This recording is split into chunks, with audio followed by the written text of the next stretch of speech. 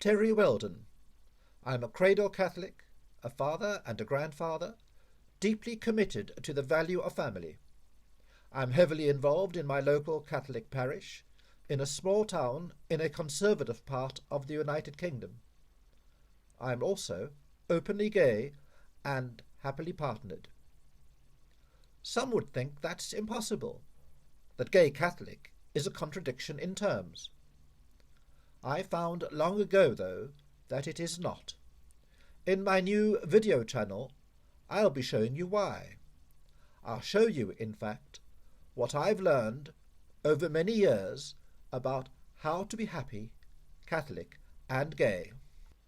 The first step is simply to take ownership of your sexuality, to come out, at least to yourself. For decades, countless gay and lesbian people have found that it's an enormously liberating process. Mental health professionals know that it contributes to psychological and emotional growth. Theologians have similarly found that it also contributes to spiritual growth. It is, in fact, a religious step, commanded by the Catholic Catechism and the Bible. When a senior Vatican theologian came out as both gay and partnered, he described it as a profoundly Christian step, because it was an act of honesty and integrity, which enabled him to commit himself fully to serving God and society, freed from shame and guilt. Too many LGBT Catholics see the religion as a burden, as a guilt trap. It need not and should not be. The English writer Hilaire Belloc wrote, "Where'er the Catholic sun doth shine, there's music, laughter, and red, red wine. At least I've always found it so. Glorificamus Domino."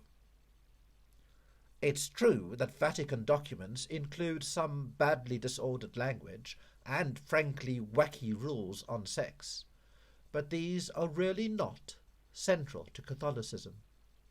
Get to know Catholic teaching in a broader context. That includes the absolute primacy of conscience, and you too can enjoy that Catholic music, laughter, and red, red wine.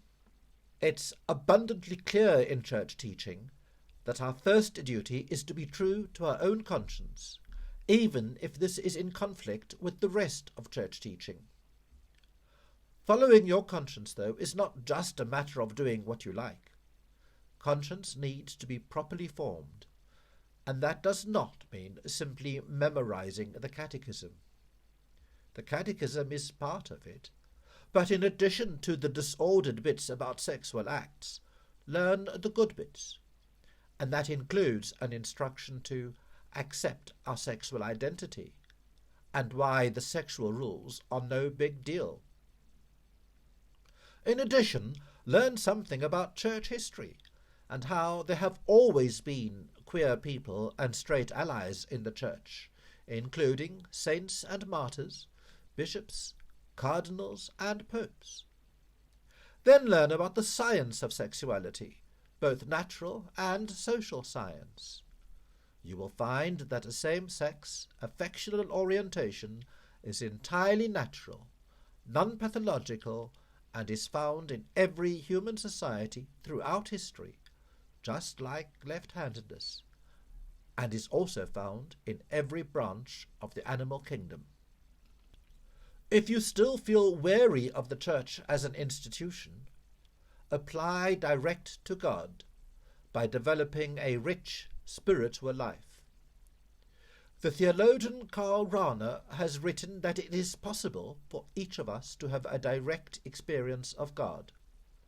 And once we have had that experience, nothing, not church teaching, and not even the Bible itself, can override what we learn direct from the source. Catholics place a lot of emphasis on respect for the saints of the Church, for what we can learn from their lives and from their spiritual or mystical writing. There are many styles of spirituality, with at least one suitable for every personality type. One example would be the rich structure of Ignatian spirituality, taught by Ignatius of Loyola, founder of the Jesuits, in his spiritual exercises. Quite different is the deceptively simple meditative practice of centering prayer. In between are many others. Whichever style of spirituality suits you, you should find that a strong spiritual life is the best possible defense against the abuse of religion used to justify homophobia and discrimination. Some people in the Christian churches may harbor hatred, but God never does. But in the absence of direct contact with the Lord, we still need other means to access God's revelation, for which, in Catholic teaching, we have two primary sources, the Bible and tradition. Both have been badly abused to condemn and persecute sexual and gender minorities, but both these forms of spiritual abuse can be countered. To use the title of an excellent book on Bible readings for queer Christians, we need to take back the word, to reclaim the good news. It's a complete fallacy that the Bible clearly condemns homosexuality. Nothing could be further from the truth. There's not a single line in the entire Bible against homosexuality, and only a small number of verses that appear to oppose sexual acts between men. And even there, the real meaning and relevance to 21st century lives are disputed. They really are not very important, but because they are so frequently trotted out against us, we need to make ourselves familiar with them and understand why they amount to biblical abuse. Then we need to become familiar with the good news of the Bible and why it is a friend, not a foe, for LGBT Christians. Get to know the numerous supportive passages, those that feature people of sexual or gender minorities, why biblical family values are not what our enemies claim, and why a far more important message of the Bible is radical inclusion for all. Catholic tradition, which the Church views as an additional source of divine revelation, has developed over 2,000 years. However, not all of that tradition is sound. As the story of St. Joan of Arc in church history shows us, the cardinals and theologians of the Church can at times be wrong. Church teaching can change, and in fact is constantly evolving, very gradually. Some of what is used today to oppose same-sex relationships is a result of what the young theologian Father Joseph Ratzinger called a distorting tradition, against which we must be always on our guard. This is especially true for lesbian, gay, and transgender people. These distortions include a misrepresentation of the biblical evidence, a misrepresentation of so-called traditional marriage, and a misrepresentation of the theological tradition of natural law.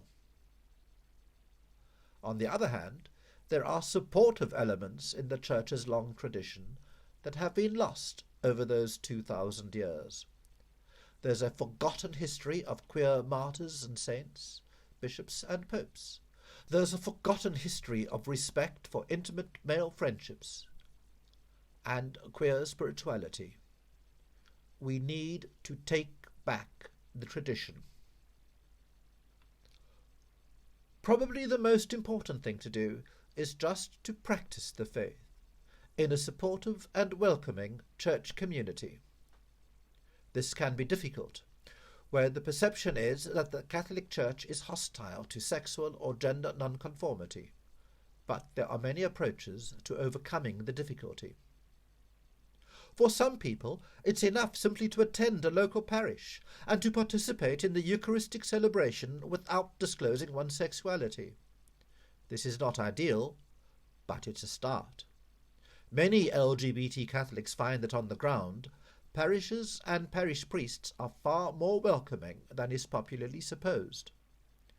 If you find that your local parish or parish priest is in fact hostile, perhaps you can find another.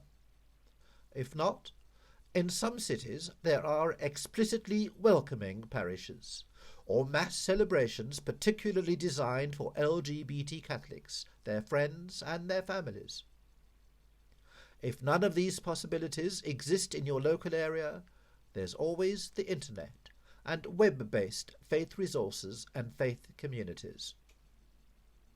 Always remember, God said it is not good for man to be alone. You don't have to be. Pope Francis has said the Church should be a field hospital for the wounded, and indeed it can be, including for those wounded by the Church itself. To conclude, these are the fundamentally important steps we need to be happy, Catholic and gay. Take ownership of your sexuality. It's good for your soul. Take ownership of your faith. It's good for you. Form your conscience. It's your ally. Learn to pray. Develop a spiritual life. Practice safer texts. Hear the good news in the Bible. Take back the tradition. And find and join a welcoming church community. Thank you for joining me here at my new Queer Church video channel.